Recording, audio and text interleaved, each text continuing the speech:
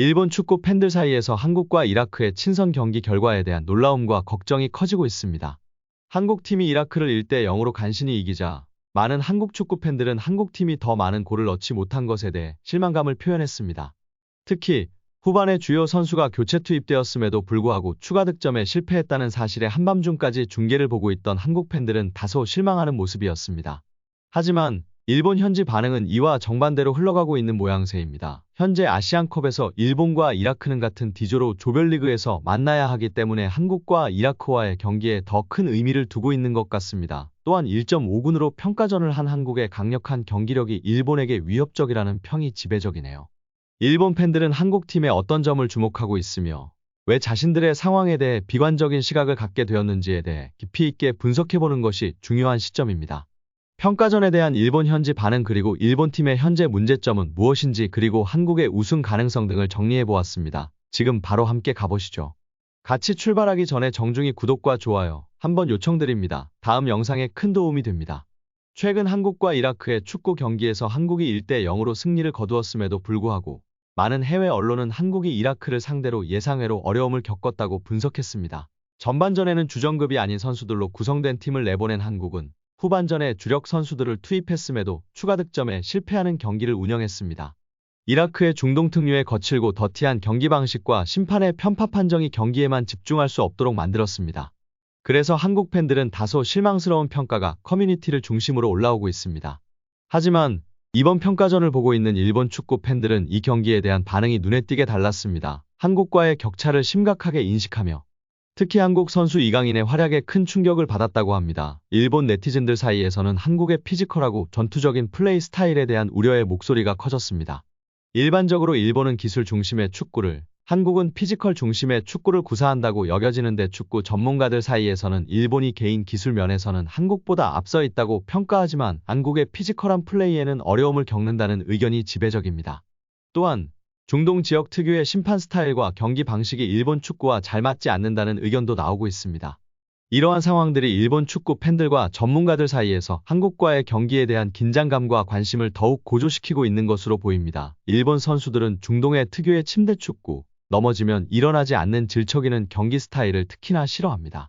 또한 일본 대표팀의 주전인 쿠보 선수가 국대 차출에 대한 부정적인 발언을 한 것도 언론을 통해 알려지면서 일본 축구 국대 선수들에 대한 인성평가도 추락하고 있습니다.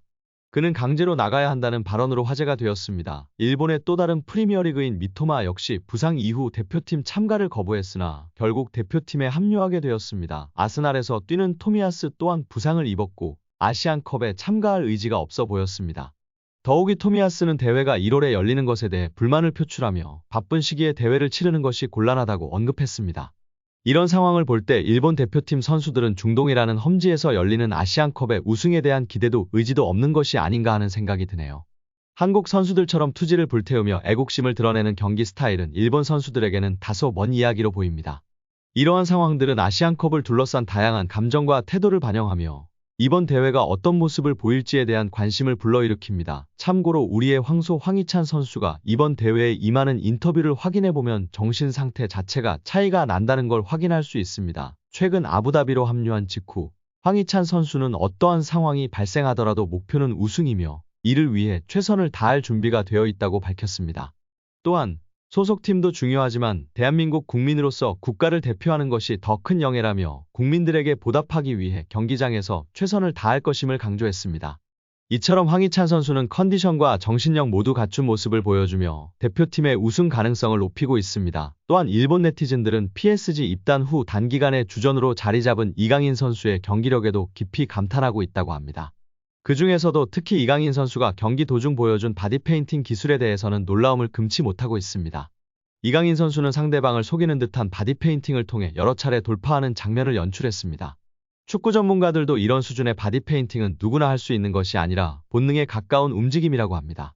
이강인 선수의 바디페인팅 기술은 본능적으로 무게 중심을 옮기고 상대의 반응에 따라 드리블을 하는 기술입니다. 이로 인해 상대방은 이강인 선수의 움직임을 알면서도 대처하기 어려워지며 소위 기분이 더러워지는 상황에 이르게 됩니다. 이강인 선수의 어린 외모와 순수해 보이는 얼굴은 마치 어린 학생에게 농락당하는 기분을 느끼게 할 수 있습니다. 이런 기술적인 모습뿐 아니라 이강인 선수의 열정적인 경기 태도에 큰 충격을 받은 것으로 보입니다. 앞서 이야기했지만 일본 대표팀 선수들이 몸을 사리고 아시안컵에 소극적인 태도를 보이는 반면 한국 선수들은 전혀 다른 자세를 보이고 있다는 것이 한일 간의 가장 큰 차이란 걸 일본 팬들도 이제 깨닫게 된 것입니다.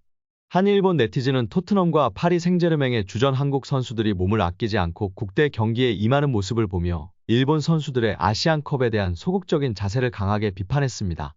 이런 정신 상태가 우승컵을 결정할 것이라고 주장했습니다. 일본은 이번 대회에서 앞서 자신들이 이미 아시아 수준을 넘어섰다며 탈아시아를 주장했습니다. 실제로 일본은 최근 세계 대회에서 여러 유럽 강호들을 꺾으며 실력을 과시했습니다. 일본 선수들은 자신들을 월드클래스급으로 여기며 아시안컵 참가가 자신의 가치나 소속 클럽의 리그 활동에 영향을 미칠까 우려하는 모습을 보였습니다. 반면 한국 대표팀 주장 손흥민 선수는 아부다비에 도착해 인터뷰에서 한국의 우승 의지를 강하게 표명했습니다. 그는 선수들과 긴밀하게 소통하며 승리를 다짐하는 모습을 보였습니다. 이러한 차이는 두 나라의 축구 문화와 선수들의 자세에 대한 근본적인 차이를 드러내며 많은 이들에게 깊은 인상을 남겼습니다. 두 팀의 경기 결과를 잘 지켜봐야겠네요. 여러분의 지속적인 관심과 지원 덕분에 저희 채널은 더욱 힘을 얻고 있습니다. 우리나라를 대표하는 자랑스러운 스포츠 선수들의 최신 소식을 전달하기 위해 더욱 열심히 노력하겠습니다. 오늘도 저희 1분 스포츠 채널을 시청해주신 모든 분들께 깊은 감사의 인사를 전합니다. 여러분의 구독과 좋아요는 저희에게 큰 힘이 되며 여러분이 바로 오늘의 진정한 스타입니다.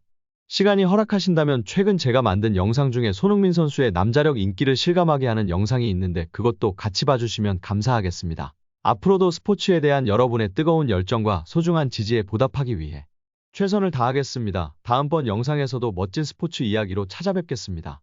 여러분의 지속적인 성원 부탁드리며 오늘도 즐거운 하루 보내시길 바랍니다. 감사합니다.